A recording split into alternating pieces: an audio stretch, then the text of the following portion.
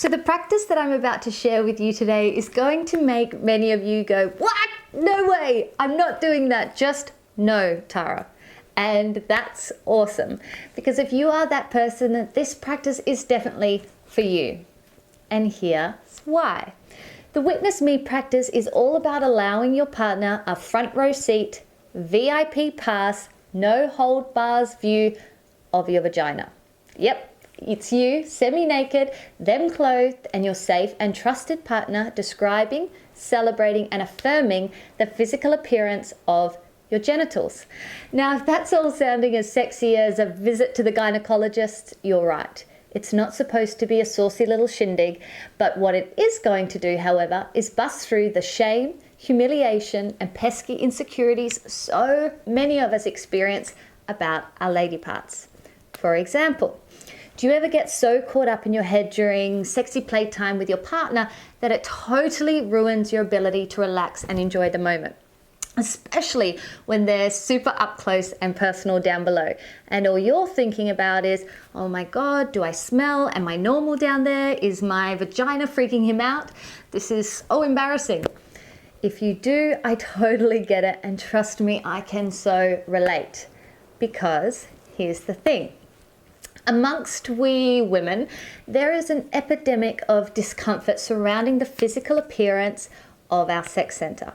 Now, through cultural conditioning and mainstream messaging, many of us have accepted the myth that our vaginas need to look a certain way in order to be considered attractive. Now, of course, that's just not true, and every single vagina is wonderfully unique and different. However, many of us just can't shake off that shame, embarrassment, and humiliation of not appearing perfect. Now, this totally sucks, and it's messing with the way that we experience our pleasure, the way that we celebrate our sensuality, and the way that we explore our sexuality. In fact, extensive scientific research spanning over 2 decades report that how a woman feels about her genitals' appearance affects every facet of her sexual behavior, including her arousal, her desire, her orgasmic ability, the frequency she has sex, sexual self-esteem, and her pleasure capacity. Which means if you aren't feeling too crush hot about what's happening down below, you can bet your buns that you aren't experiencing your full sexual potential. But here's the good news. The same research as I just mentioned also concluded that a female's sexual response dramatically improves upon hearing verbal declarations of admiration, of reverence, and gratitude, plus feeling a positive sense of physical satisfaction of one's own vagina has also contributed to sexual confidence, self-esteem, and the ability to reach trans states sexual bliss. Now, this is exactly why I love this practice I'm about to share with you, and it is a total game changer. This exercise really needs to be experienced in order to feel how liberating and soul affirming it actually is. Now, I'd like to make a point here that this exercise can also be done without a partner, using a mirror and, of course, yourself as the witness. In fact, I recommend every woman have a go alone. However, there is something incredibly powerful, healing, and profound about having a safe and trusted partner to do this with you. Also, this practice for many is going to be uncomfortable, a little bit scary, and confronting. Now, be sure to stay within your own boundaries and just do what feels manageable for you at this point of time. Yes, it'll bring stuff up, but take personal responsibility for what you're ready to address and to release. So here's how it rolls.